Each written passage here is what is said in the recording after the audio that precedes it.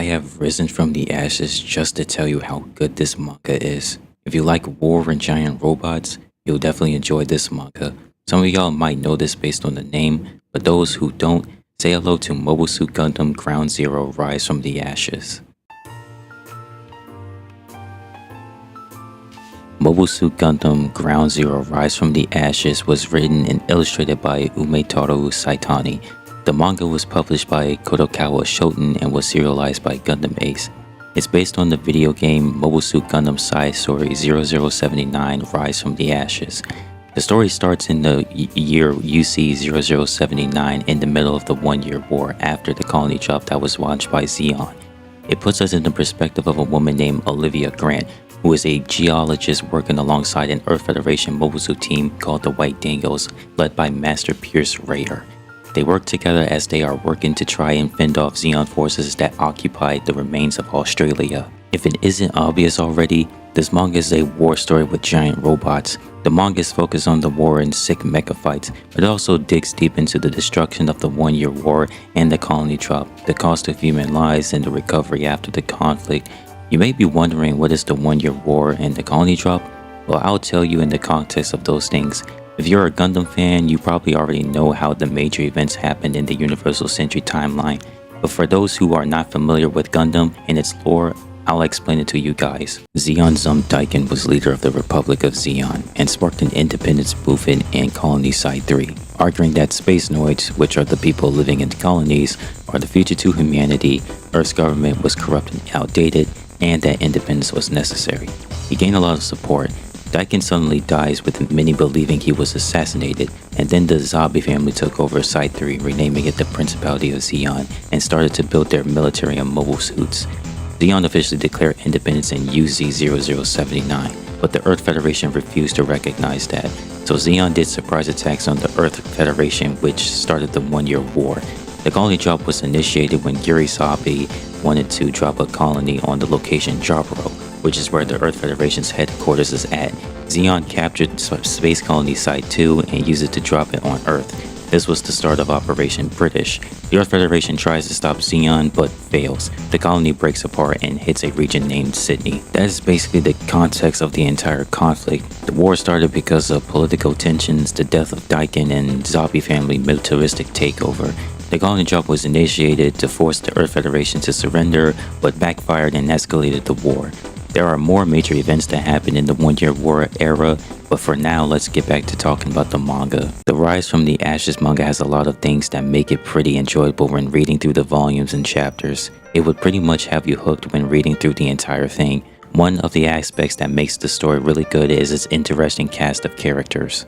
There is a good cast of characters for both Earth Federation and Zeon, with both sides that are pretty good in their own way. You could probably like a handful of characters with the way they are written. On the Earth Federation, you got Olivia Grant, who has a good amount of depth to her character. She's a geologist that survived the colony drop. When the whole thing happened, she was at a conference meeting in Paris.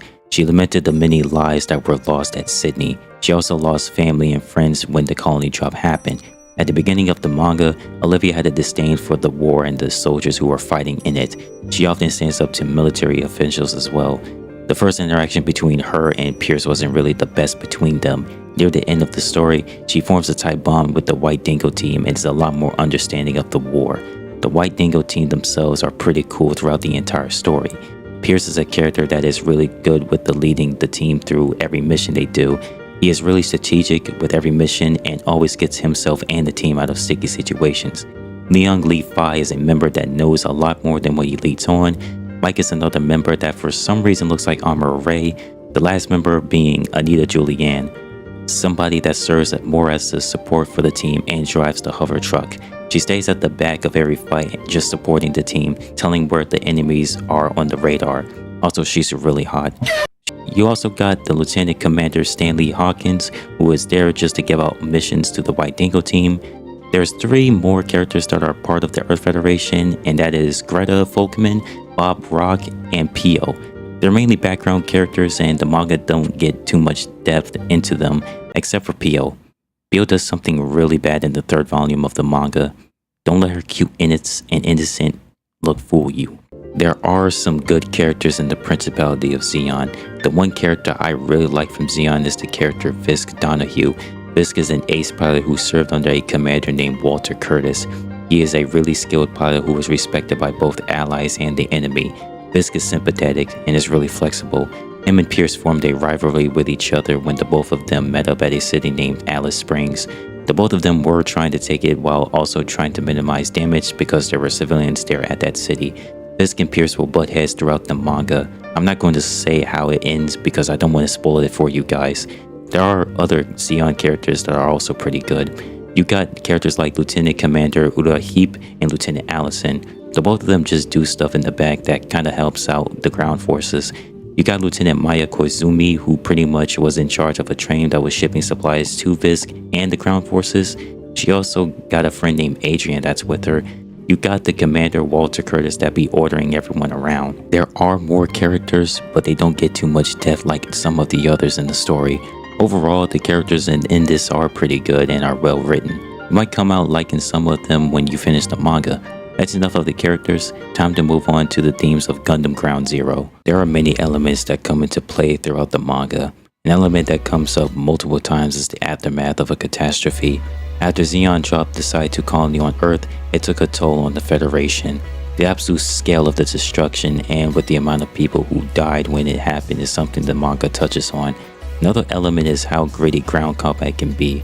There are pages where the White Dingo team gets into combat with multiple Zeon forces throughout the manga. Most of the time, they go up against other mobile suits, but they do fight against other vehicles. Combat is shown to be slow, with everyone being in a region where they are in a destroyed area that is just a wasteland. Gundam Ground Zero shows that combat is not a fun thing to be in when you're someone piloting a mobile suit. Another thing to point out is that at the end of the manga, the one-year war ends with both the Earth Federation and Zeon signing a peace treaty. The manga asks if both former enemies can coexist with each other after a huge conflict. It also states that things are being rebuilt in the background and finding hope after the devastation the war had caused. The themes of this manga fit really well with Gundam Ground Zero, which makes sense due to the fact that Mobile Suit Gundam is a franchise that is specifically anti-war. Gundam as a whole talks about how bad war is and how it can negatively affect everyone. It also emphasizes the need for empathy and understanding one another in order to foster peace. That's enough with talking about themes. Now it's time to talk about the art style. To keep it short, the art style in Mobile Suit Gundam Ground Zero is good. There are multiple pages that look really good. The way the characters look on the mobile suits themselves, everything looks good.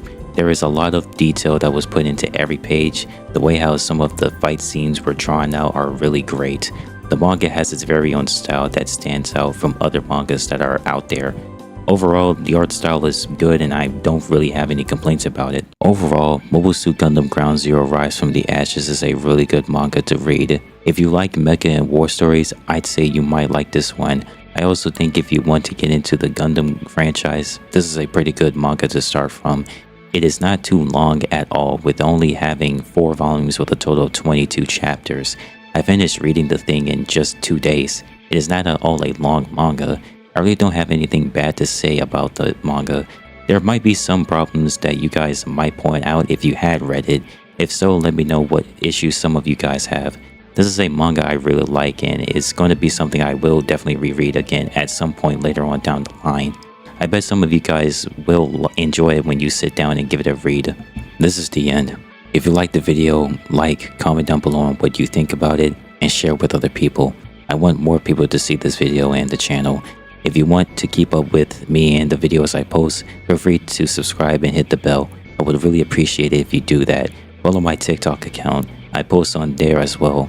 That's it for this video. Hope you enjoyed it and have a great day.